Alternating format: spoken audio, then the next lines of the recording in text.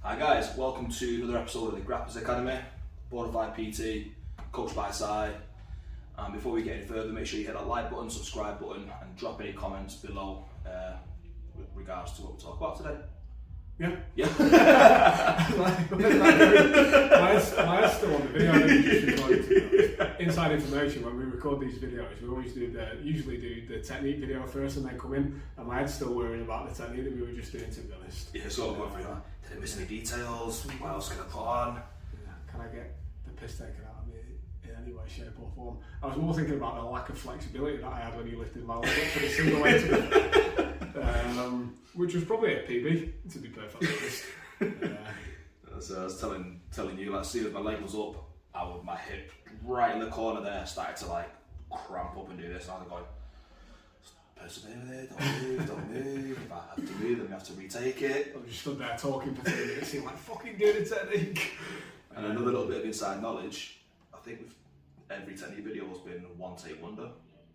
Yeah, we've never had to edit, pause or do anything with them, have we? No. The other ones that we fuck up, we just breeze through. Yeah. Which is why they're so high quality. And they've all got thousands of views. Shows that we know what we're talking about, I guess. Yeah. I mean. Sometimes there's some people here watching us recording, isn't there? Yeah. Do it at my gym, and they'll always go like, fucking hell, you got it in one take. I think when we started off doing it, I was like, this is a bit weird talking to the camera, isn't it? Yeah. But I think I got used to it more because we were doing it, spent so much time in lockdown just talking to the laptop and not to somebody else. You kind of just get used to talking to the camera. And then when we started coming in here and doing it to an actual camera, it's weird. And I remember on a couple of the ones like this where we've done like both being sat towards the camera at first, and like that feels fucking weird. Like proper teacher. It's just fucking bizarre. I remember when we had Amber in. And she was like, we were sat here facing her, and she's like turned around to the camera, and like, just talk to us. We're over here, you know. I won't want to look at us either, mate, to be honest. We've got quite an interesting weekend of events this weekend. You got Volkanovski fighting, I think he's fighting the Korean Zombie. Gilbert Burns and Chimaev. I'm pretty sure there's one more fight that I'm missing. That's a pretty big one. But Burns and Chimaev, for me, if anyone's able to pull off the upset and sort of put a stop to the hype train for Chimaev, it's Burns. What fight do you reckon that sets up next, depending on the winner? It has to be a title fight. Burns has fought for the title, is a title contender, and Chimaev's still working his way up the ranks. Now, if Chimaev can beat Burns with a statement, there's nobody else other than the title fight. Do you know what the rankings are? Rankings are off the top of my head. Burns might be around 3 or 4, I'm gonna guess. Chimaev, I think, is like 6 or 7. Now, if they were fairly correct, I'm gonna be buzzing because I know zero about the rankings. Right, this is terrible. It's also Sterling versus Jan this week. That's the one I couldn't remember. I think Jan starches him.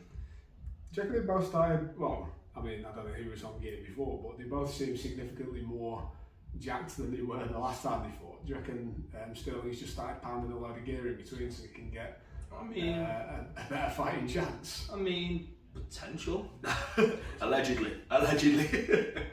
UFC rankings, that's what I should. There we go. But yeah, I do think there's still a lot of fighters using. Like, you can't be in this kind of high impact sport without the aid of the extra recovery, especially at that level, taking punches, kicks, knees to the face and head, and then being able to get up the next morning and do it again, like on a day to day. There's something more going on other than just top end nutrition.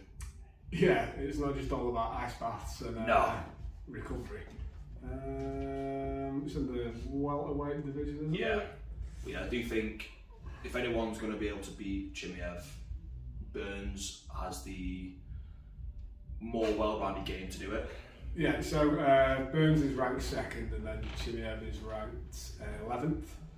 Oh wow! And then once again, Leon Edwards is just floating there in third, doing. See, Leon needs to get his title shot. Like, I think. Do you know what? I think if Chimaev wins, then he has to fight Covington or Usman. But I think Leon Edwards, rightly so, is the next title fight. Covington and Edwards makes a bit of sense. Joe, won't mind seeing Masvidal fight again, but probably because the Leon Edwards and Masvidal fight fell through, didn't it? Yeah. Well, that's Edwards' issue, isn't it? He seems to keep getting the rug pulled out from underneath him at the last minute with these fights, and he's been pretty vocal about being pissed off about not getting this title shot. Yeah. And the guys who are involved in this welterweight division are quite weird, aren't they? Because there's a lot of controversy around them, and it seems to just bubble up a lot of interest with fights like Covington, Masvidal, and there's a lot of guys who are like kind of just sat in that top 10 that unfortunately aren't probably going to get a shout in because they're not making enough noise. No, like Stephen Thompson, great fighter, but I think there's a few fighters that are ranked below him that are better. I think it's unfortunate that he could be on the tail end of his career. Great career, but he's on the tail end of it. See, the welterweight division used to be stacked. Yeah. It used to be one of the most exciting divisions. I'm just looking at the top 10 for the middleweight division now. That's like a pretty stacked division there. There's some nasty guys in that. Yeah. I'm waiting to see Darren Till fight again. Yeah. I still can't get over Glover Teixeira being lightweight title. It's cool, isn't it? Yeah, like I remember when he first came in and he was like the big hype behind him being Chuck Liddell's training partner, on the coaching staff, and he's got the best, these amazing hands. And the start of his career in the UFC didn't go as it was expected to, and then he all of a sudden out of nowhere, not out of nowhere, but it's unexpectedly like coming back and taking the title, which great work for him. Yeah, arguably like on the tail end of his career. Yeah. He's an older dude, like he has been older than most people for a while, but those heavyweight divisions do tend to lend themselves to having more longevity. Yeah. Being older. Slower you can get away with more knowledge rather than the lighter ones. Once that speed starts to go, no matter how knowledgeable you are, it's not going to stop that punch from getting through the guard. So you can do a Belfort and be old, get on the juice, and then have the body of a 25-year-old again. I mean, there's solid arguments for UFC to get rid of USADA. Like, especially for the heavyweight division, I want to see two guys that look the spit of Francis Ngannou and just have the same power and build throw leather at each other, like Hathor and Eddie Hall. Yeah. Like, wasn't the most technical fight, but it was sure as hell entertaining. Yeah. Go back to the old Pride days. Yeah. In the contract, we will not test you. Yeah. Back to Teixeira. Do you think this title of his is similar to Bisping's? Kind of like GSP's going to come and take it off him. That would be brilliant. Can you imagine how amazing that would be? That, like, if he does that, he solidifies himself as a GOAT. He could do that, couldn't he? Yeah, he could do. I think the only person that he couldn't do it to would be Ngannou. I don't think he'll go up and take his title. Get the heavyweight title. No, but if he goes in, beats Teixeira, that's like. Do you reckon GSP could beat Adesanya and beat Teixeira?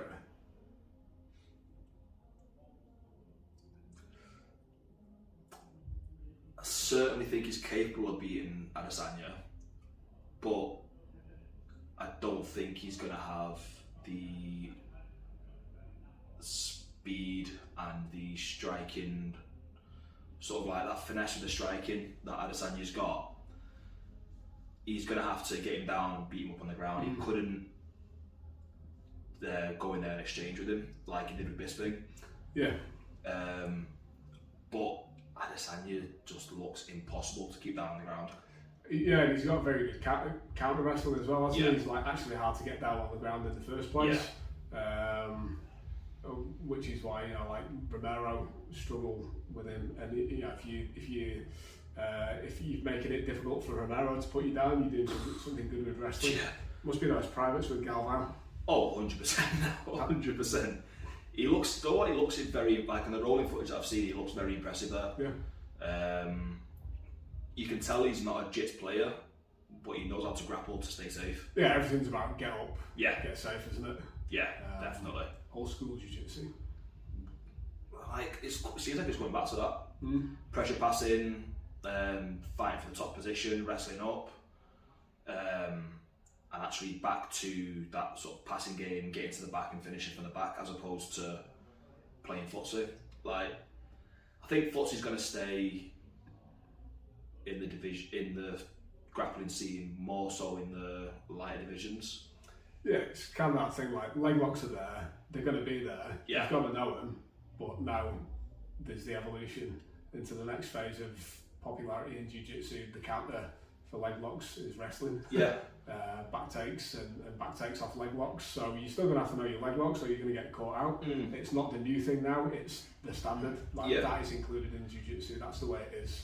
What's next? Because I think a lot of people are learning leg locks to know enough to stay safe, as opposed to know enough to finish. Like, accruing that knowledge is much easier than learning the intricacies of tying the legs up and keeping somebody there, and then having all the chains. If they do this, then you attack this. If they defend that, then you attack that. And keeping going down that chain. It's much easier to know how to keep safe from the leg locks and bypass the legs. It's taken like 5 years to get to this point. Yeah. Which is crazy. And I'll tell you what's even crazy if you think about this as well, on top of that 5 years of leg lock dominance, is the fact that Gordon Ryan's only 26 years old. It's fucking nuts. I was watching his fight the other week against Couch, and the stats came up, and it was like Gordon Ryan 26, Couch 23. I'm like, how the fuck is he only 26? Yeah. He seems like he should be, I mean, certainly closer to 30 with the achievements that he's got in the sport, but what he's achieved in that time frame is amazing. Yeah. Like, can't take it that away from him. No. Might be a knob, but like, his achievements in sport are undeniable. Yeah. And his performance, was it who's number one? I think so, yeah. Just dominant again. I mean, against like a less advanced player, but Couch has been wrecking it through a lot of people that he shouldn't have quite rightly beat. Yeah, like, and that's not taken away from Couch either. Like, he's a great grappler in his own respect, but not a small dude either. He's a big guy. Yeah, like, do you know what? When I saw the side by side, the Couch a lot bigger than I thought he was going to be. Yeah. We were talking about Gordon Ryan's like size and athleticism last week, weren't we? And saying that he doesn't really use it that much. Yeah. He definitely did in this fight. Oh yeah. But I always forget how big he actually is, because he came up from 170, didn't he? I think so, yeah. So certainly in those lighter weight divisions when he was like a purple belt, and he's just got big. He's like, must be 220 or 230, over 100 kilos. He's got the frame for it though, hasn't he? Like, I think if he was shorter, I think that kind of frame on him wouldn't be as advantageous. Basically Nicky Ryan. Yeah, pretty much. It makes it work. It does. True, actually. But he's not in as heavy as Gordon. So like, Gordon couldn't be in the ultra heavy, super heavy. Yeah. He'd probably have to stick around that middleweight-ish if he was kind of like similar height to Nicky Ryan. Yeah. No, it was a good performance. That, I mean, just a good example of kind of showing what he's showing in some instructionals at the moment, which is like head and arm control for dominance from side control and mount. Didn't really look like he wanted to finish anything with a sub, except for maybe setting up a head and arm triangle from mount. But you know, he always does this, doesn't he? Has an instructional that he wants to sell, shows its dominance in a match, and then gets a load of DVDs. I was joking about this April 1st, Fanatics and Jiu-Jitsu X had a sale, and a few of the bargains were too hard to turn down, so I got a couple of instructionals off the Fanatics, and it was Nicky Ryan and Craig Jones were the main ones that were being pushed. And then the next day, all I got in my emails was Tonin, Danaher, Gordon Ryan, new instructionals, get the sale, and I was like, no. Even with the discount, like what you're paying for them, I know they're fantastic, but you can probably get about 3 or 4. So what are the equally as well? What's the price sort of difference on Fanatics for them? So on average, you're looking at about $299 for Gordon Ryan and Danaher, which again is fantastic content, but if they can pick up Nicky Ryan's wrestling up with a discount code for around 40 to 50 quid, I mean, it's a no-brainer, especially considering that there's a lot of people comparing Nicky Ryan's teaching style to Danaher's and the way he performs in his matches. I mean, I've been quite vocal about it, so I can't learn from Danaher. Like, I've tried to watch his instructionals, I just can't do it. Can't lie, it's just too slow, there's nothing to keep me watching. Gordon Ryan's a little bit more leeway, but yeah, I can't sit there and watch Danaher for too long. You should make Nicky Ryan a t-shirt like a Bud Light or Coors Light. Danaher Light. He's got to wear the t-shirt whilst wearing a ball cap. It'd have to be a rash guard, wouldn't it? It'd have to be a rash guard. True. Yeah. Rash guard, Danaher Light. Yeah. And it works in two ways, because he's lighter than him, smaller than him, and he's the younger version of him. He's good. Yeah. He's good. And actually, we talked about him fighting Faber at Polaris the other week. I had a look at it, it was him fighting Faber. What else? Not a great deal else going on at the moment. Been making my way through Livesey's instruction on Jiu-Jitsu X app. Could not recommend it anymore. The details, like a lot of it's stuff that I play in my game anyway, but the details and the extra techniques that you pick off from the positions that he looks at, more than valuable. Definitely worth it. I feel like we need a Grapplers Academy discount code for Jiu-Jitsu X. You reckon Keenan would get on it? I reckon we could. TGA 50.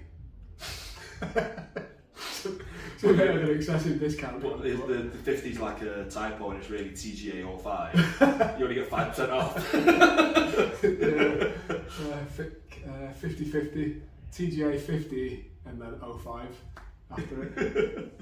We'll message Keenan. I'm sure he'll be happy to support a growing podcast. Who loves his content. Actually, to be fair, we've done nothing but we talk about it every single week that we come in, basically, whether we talk about it on the recording or whether we're talking about it in there. It's a great platform, isn't it? 100%. There's so much content on there, and it's presented really cool. Yeah, and the fact that every tutorial on the app has like trailers and trial videos you can watch, so you can be like, I don't know if I'm gonna like this person, watch it. Oh, actually, that's stuff that I really like. Bye. Also, I like the fact that the instructions usually have pretty funny names. Yeah, that's brilliant. And the covers of them are brilliant. Yeah. Like, they're not just sort of sat there cross-legged in front of the screen. Yeah, Keenan doesn't need any more help promoting Jiu-Jitsu X or anything else for that matter. But do some more Matt Byrne podcasts, man. Yeah, I really miss that. Matt Byrne podcast. I don't think there's any other. There you go, free ad. That's it. That's it there. Be like an our bingo card as soon as we mention Gordon Ryan, Jiu-Jitsu X. I think Livesey's coming up in the bingo, like we've mentioned it quite a few times recently. Do you know what? We should do an episode where we have to take a shot every time. We'll have like a list of 5 things. We'll have to live stream that. Yeah. Because that would be... Yeah. Maybe do it with a couple of people. Maybe get a couple of people in for a podcast, and then every time we bring up Jiu-Jitsu X or Gordon Ryan or Owen Livesey, we've got to take a shot. I'm down for that. Let's do it. Been Bonafide PT, coached by Sai with the Grapplers Academy. Make sure you hit that like button, subscribe button, drop a comment below, and we'll see you next week.